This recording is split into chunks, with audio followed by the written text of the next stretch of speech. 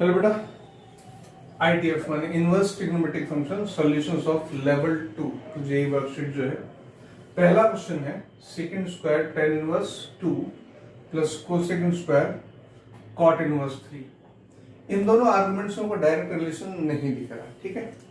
तो एक काम करते हैं, इसको हम अल्फा मान लेते हैं, इसको हम बीटा मान लेते हैं। Means tan inverse 2 is alpha and cot inverse 3 is beta, so 2 is tan alpha and 3 is cot beta। देखते हैं इसका बाद में हम क्या कर सकते हैं। देखो अब यहाँ पर ये हो गया second square alpha plus cosecant square beta. Second square को व्हाट कैन आई राइट, देखो कोई पॉसिबिलिटी है कि सीकेंड tan में कन्वर्ट हो जाए, कोसेकेंड cot में कन्वर्ट हो जाए। There is straightforward relation secant square minus tan square secant square alpha minus tan square alpha equals to 1। तो सेकंड स्क्वायर हो गया 1 प्लस tan स्क्वायर अल्फा और कोसेकंड स्क्वायर हो गया 1 plus cot square beta.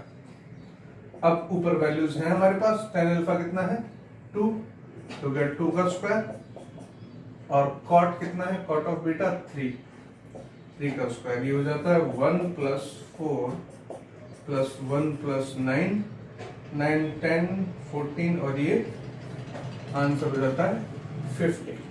Got it? Straight forward argument same नहीं है, ठीक है, इसलिए मैंने सेपरेट माने। लेटर हमें कुछ ना कुछ इसमें क्लू मिलता है, right. This is question number 1 solve here. Now I come to question number 2।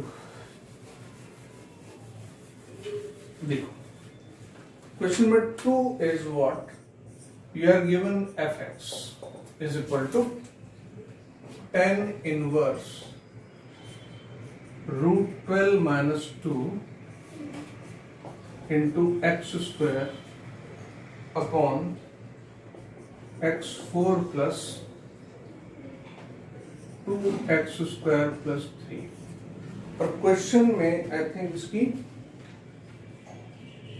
Maximum value पूछी है, fx की मैक्सिमम वैल्यू पूछी है। अच्छा, इन जनरल बच्चे जो मिस्टेक कर सकते हैं वो ये कर सकते हैं कि इसमें मैक्सिमम मिनिमम के लिए डिफरेंशिएशन यूज करेंगे, लेकिन अक्सर क्वाड्रेटिक या बाई क्वाड्रेटिक इक्वेशन में अगर मैक्सिमम मिनिमम पूछा हो तो अवॉइड इन मैक्सिमम केसेस, अगर तुम डिफरेंशिएशन अवॉइड करोगे तो हमारे पास एक टेक्निक रहती है, सिंपल अलजेब्रिक टेक्निक है, nothing else. What is that कि हमारे पास अगर किसी तरीके से कोई एक्सप्रेशन x की स्क्वायर में आ जाए तो डेफिनेटली इसकी मिनिमम पॉसिबल वैल्यू कितनी होगी 0। लेट्स सी, अब मैं सिर्फ इतने की बात करता हूं, √12 minus 2 x square upon x4 2x square plus 3, इसकी बात करते हैं। अब fx की मैक्सिमम पॉसिबल वैल्यू कब होगी, जब ये टर्म नीचे वाली tan अल्फा tan इनवर्स जो फंक्शन है वो कैसी इंक्रीजिंग फंक्शन है, राइट। ये टर्म अगर मैक्सिमाइज कर दें तो fx मैक्सिमाइज हो जाएगा, और इसको मैक्सिमाइज करने के लिए अगर मैं इसको मिनिमाइज कर दूं डिनोमिनेटर को, राइट, ध्यान दो, डिनोमिनेटर को मिनिमाइज करूंगा मैं तो उस कंडीशन में ये एक्सप्रेशन मैक्सिमम हो जाएगी। अब यहां पे ध्यान दो कि इसके एक स्टेप में 12 को √12 को मैं क्या लिख सकता हूं, √12 4 इंटू 3 का रूट माने 2√3, ठीक है। ये 2√3 माइनस 2, और मैं इसी स्टेप में कर रहा हूं कि x स्क्वायर में नीचे ले जाता हूं, x4 plus 2x square plus 3 upon x square. मेरे को x की टर्म्स नीचे ही रखनी है क्योंकि मेरे को इसको मिनिमाइज करना है डिनोमिनेटर को, सो दैट ये ओवरऑल टर्म मैक्सिमाइज हो जाए। ये हो गया 2√3 माइनस 1, ये हो गया x square plus that is 2 plus 3/x²। देखो x4 बाई एक्स स्क्वायर कितना होगा x square, 2x² by x square 2, 3 by x square, ये यहाँ पे आ गया। अब जैसा मैं कह रहा हूं कि मैक्सिमा मिनिमा के केस में डिफरेंशिएशन हटा के एल्जेब्रिक मेथड अगर हम लगाएं तो ज्यादा इंटेलिजेंट मेथड्स होते हैं। यहां ध्यान दो जरा, मेरे पास ये जो, अब मैं इसको और सिर्फ इस पे ध्यान देता हूं, ठीक है। X square plus 3 by x square plus 2 maximise करने के लिए इसको मैं डिफरेंशिएट भी कर सकता हूं, लेकिन मेरे पास एक और तरीका है। वो क्या है, देखो ये तुम्हें दिख रहा है कि इन दोनों को अगर मैं इन दोनों को मल्टीप्लाई करता हूं तो ये 3 आएगा। अब अगर ये कोई वैल्यू है a और ये कोई वैल्यू है b, ठीक है, तो इनका am होगा अरिथमेटिक में। आई होप यू नो कि am is greater than equals to gm। जो अरिथमेटिक मीन होता है वो ज्योमेट्रिक मीन से ग्रेटर और इक्वल होता है, right. X square plus 3x square plus 3 by x square by 2, ये अरिथमेटिक मीन हो गया। This must be greater than x square 3 by x square root, ये ज्योमेट्रिक मीन हो गया। इतने सेक्शन की बात की मैंने भी, यानी ये जो टर्म है x square plus 3 by x square, इस 2 को मैं उधर ले जाता हूँ, ये कैंसिल हो गया, ये हो गया 2 रूट 3। अब इस टर्म के साथ क्या सिचुएशन है, this is what, this is x square plus 3x square greater than equals to 2 root 3।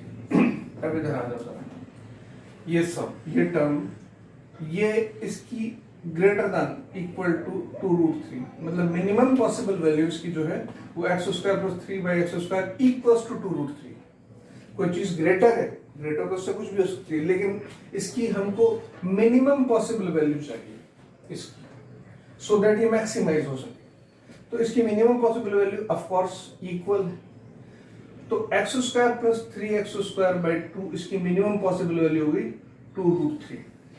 तो यहां पे ये जो टर्म मेरे पास है 2 root 3 minus 1 X square plus 3 by x square, इसकी minimum possible value 2 root 3 plus 2, ये मेरे पास हो जाता है 2 root 3 minus 1 upon 2 root 3 plus 1, 2 से 2 कैंसिल, ये एक्सप्रेशन इस टर्म में रिड्यूस हो जाती है। अब मेरे पास जो fx है वो है tan inverse root 3 minus 1 upon root 3 plus 1। I hope you know very well that 10 pi by 6 by 2 means pi by 12 degree has this value, so this angle fx must be equal to pi by 12. Pi by 12 means 30 by 2, 15 degree, right? Expression algebraic है तो algebraic तरीके से इसको लेते हुए solve करना है। Getting? थोड़ा सा ट्रिकी सवाल है, no doubt. Next question, question number 3।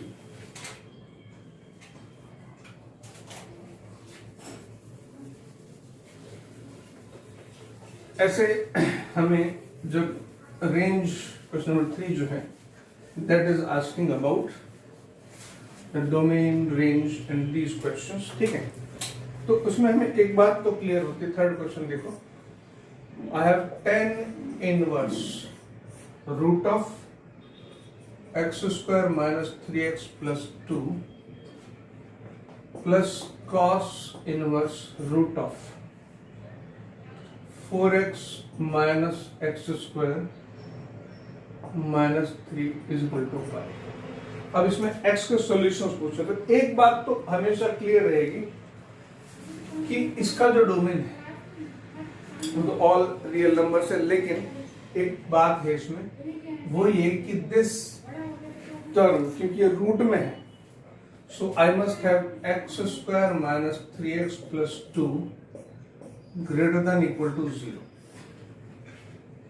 ठीक, मिनिमम पॉसिबल वैल्यू इसकी कितनी है? 0. तो उस कंडीशन में जो हमारे पास इस tan इनवर्स की वैल्यू आएगी tan inverse root of x square minus 3x plus 2 greater than equal to 0 less than pi by 2. Equal to नहीं होगा, ध्यान देना, क्योंकि पाई बाय 2 पे इनफाइनाइट हो जाएगा. ये इस रेंज में आ गया. इतनी सी बात क्लियर. अब इसके साथ भी वही चीज है, 4x minus x square minus 3 greater than equal to 0. तो डेफिनेटली इस कंडीशन में cos inverse and simultaneously must be less than equal to 1. इसके ऊपर तो कंडीशन है ही, क्योंकि cos के अंदर cos की वैल्यू 1 से ऊपर तो जाएगी नहीं. तो यहां जो कंडीशन हो गई वो ये हो गई cos inverse 4x minus x square minus 3 0 से पाई बाय 2. अब जरा यहां LHS दोनों का 0 है, इक्वल टू है, बराबर बात है. अब इन दोनों टर्म्स को देखो, इन दोनों इक्वालिटीज को अगर हम साथ साथ लेते हैं, ठीक है, तो इधर तो 0 आता है. ये है tan inverse x square minus 3x plus 2, right. इन दोनों इक्वालिटीज को इकट्ठा लेना, plus cos inverse 4x minus x square minus 3. अब ध्यान दो, यहां पाई बाय 2 है, ये लेसर देन पाई बाय 2 है, और ये इक्वल टू पाई बाय 2 है. इसका मतलब here I will get less than pi, because pi by 2 में तुम पाई बाय 2 से लेसर क्वांटिटी ऐड करोगे, तो here I will get this. I won't get equal to. यहाँ इक्वल टू नहीं मिल सकता. एक तरीका इसको सॉल्व करने का ये है, इक्वल टू नहीं मिलेगा तो इस सिचुएशन में this equation has no solution. एक और मेथड है, of course you can apply that, you can try that, कि ये जो आर्गुमेंट है यहां से तुम एक्स की रेंज निकालो और यहां से उस कंडीशन में जब हमारे दो फंक्शंस होती हैं, ठीक है, और दोनों का हम डोमेन निकालते हैं, उसके बाद फिर हम इंटरसेक्शन लेते हैं. उस कंडीशन में यू विल फाइंड कि जो इंटरसेक्शन में पोजीशंस आ रही हैं वो वायबल नहीं होंगी इस कंडीशन के लिए. दूसरा method you can try yourself. One method is this, I have told you a tricky method, right. This is about question number 3. Now इसके बाद अब इसमें ध्यान देने वाली बात क्या है कि when you are observing this, तो हमने इसको देखना. अब नेक्स्ट क्वेश्चन में मैं ऐसा ही बताने जा रहा हूं, ठीक है, सो दैट एक बारी बात और अच्छे से क्लियर हो जाए कि जब हमें क्वेश्चन नंबर 4 भी ऑलमोस्ट सिमिलर है. This is 2 sine inverse x square plus x plus 1 plus cos inverse x square plus x is equal to 3 pi by 2. अच्छा, अब सबसे पहली बात जो देखनी है, अगर रूट है, रूट के अंदर हमारे पास कोई एक्सप्रेशन है, तो एक बात तो पक्की है कि x square plus x plus 1 must be greater than equal to 0. अब ये साइन इनवर्स के अंदर है, तो this must be less than equal to 1 also, right. इसका नेक्स्ट स्टेप चलता है, देखो, एक्स स्क्वायर प्लस एक्स 1 यहां ले गए, ये 0 हो गया, और यहां पे माइनस 1 हो गया. तो एक्स स्क्वायर प्लस एक्स मेरे पास जो इसकी कंडीशन आती है, और फर्दर यहां पर x square plus x greater than equal to 0 less than equal to 1 again. अब ये एक्सप्रेशन और ये एक्सप्रेशन दोनों मैच कहां कर रहे हैं? देखो ये क्या कह रहा है, ये 0 से नंबर लाइन की बात करते, देखो ये 0 से -1 तक, और ये कहता है 0 से 1 तक. मैच सिर्फ एक ही जगह है, या मैं कहूं ये दोनों एक्सप्रेशंस एक ही पॉइंट पे राजी हैं. किस पर? 0 पर. अदरवाइज ये दोनों कॉमन नहीं होने वाली. इसका मतलब एक्स स्क्वायर प्लस एक्स को अगर मैं यहां पे लिखता हूं x square plus x is equal to 0, इसी पॉइंट पर ये दोनों एक्सप्रेशंस राजी हैं, अदरवाइज ये राजी नहीं है। तो x plus 1 is equal to 0, तो मेरे पास x के सॉल्यूशंस आते हैं x belongs to curly bracket 0 and -1। ये दो सॉल्यूशंस आते हैं, x बिलोंग्स टू 0 करली ब्रैकेट है, ठीक है, 0 और -1। ओके, अब यहां रख के देखते हैं ये दोनों सॉल्यूशन सेटिस्फाई करते हैं नहीं। क्वेश्चन में पूछा है इन दोनों का, इसके रूट्स का सम पूछा, राइट। क्वेश्चन नंबर, यस, देखो अब यहां रखते हैं हम x इज इक्वल टू 0, तो sine inverse 0 plus 0 1 plus cos inverse 0। Sine inverse 1 कितना, π/2, और कॉस इनवर्स 0 कितना, π/2। ऑफ कोर्स ये ओवरऑल कितने हो गए, 3π/2। तो ये तो x is equal to 1, x is equal to -1, sorry, x is equal to -1 का square 1 and -1 0 and -1, it is satisfying. And अगर हम x इज इक्वल टू 0 रखते हैं, 0 plus 0 1, 0 plus 0 0, that also satisfies. तो ये दो सॉल्यूशंस दोनों इस कंडीशन को सेटिस्फाई करते हैं। दोनों का सम कितना, 0 प्लस -1, ये कितना हो गया, -1। सिमिलर सा क्वेश्चन है जैसा पहला क्वेश्चन था, मैंने कहा कंडीशन वही है कि रूट के अंदर अगर क्वांटिटी है तो पहली बात तो ये होनी चाहिए, और ये बात जो हमने ली, ये बात डेफिनेटली साइन की कंडीशन। अब यहां अंदर ये कंडीशन होगी और दूसरी कॉस की कंडीशन है, 1 से ऊपर तो जाएगा नहीं। 10 के मामले में क्या लिया था हमने 10 के मामले में पिछले क्वेश्चन लिया था x square minus 3x root में था, x square minus 3x plus 2, ठीक है। अगर ये 10 में था तो देखो क्या किया था हमने, ये 10 इनवर्स में था, तो हमें सिर्फ इतना कहना है x square minus 3x plus 2 greater than equal to 0। अब इसकी कोई अपर लिमिट नहीं है क्योंकि 10 की वैल्यू कहां तक जाती है, इनफिनिट। वहां हमने अपर लिमिट नहीं दी, यहां ली क्योंकि यहां पर साइन और कॉस इन्वॉल्व है, right. Now we come to question number 4 हो गया, then question number 5 is sufficient, 6 question number 6, 5 you try yourself, okay। question number 6 पे आते हैं। question number 6 देखते हैं। look, question number 6 is, this is okay, so next question ऊपर लिखता हूँ, fx is equal to x11 plus x9 minus x7 plus x3 plus 1, then f sin inverse sin 8 is equal to alpha. Then question is f tan inverse tan 8 is equal to what? Right? Okay. अब इस तरह के question को हम कैसे deal करते हैं, यहां पर देखो, साइन इनवर्स साइन 8, देखो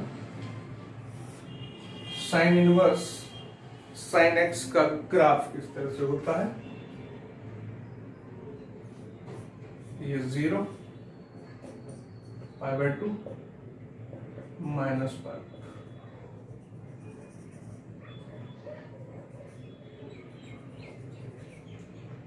पाई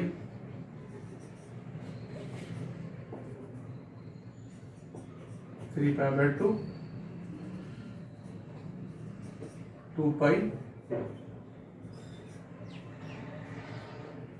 5π/2, ये हो गया 3π और ये हो गया 7π/2। अच्छा, ये लाइन है y is equal to x, ये लाइन है y equal to pi minus x, ये लाइन है y equal to x minus 2π और ये लाइन है y equal to x minus 3π, right. अब इस इक्वेशन में x minus 3π, no 3π minus x, sorry, this is 3π minus x, negative slope है। अब जो 8 है 3π की वैल्यू इस तरह से देखो, यहाँ पे पाई है 3.14, ऑफ कोर्स 8 से ऊपर, तो 8 जो है वो इस लाइन पे लाई करेगा, यानी कि इसका सॉल्यूशन होगा 3π माइनस 8। ये साइन इनवर्स साइन 8 है। बिल्कुल इसी तरह से जब 10 का ग्राफ चलेगा, आई होप ये ग्राफ तुम्हें क्लियर होता है, हम यहां से निकालते हैं, फिर इस ग्राफ का काम खत्म हो जाता है। ये ग्राफ अब हम आगे 10 के लिए लेते हैं, तो 10 की जो वैल्यूज है वो भी -π/2 से +π/2 चलती है, -π/2 +π/2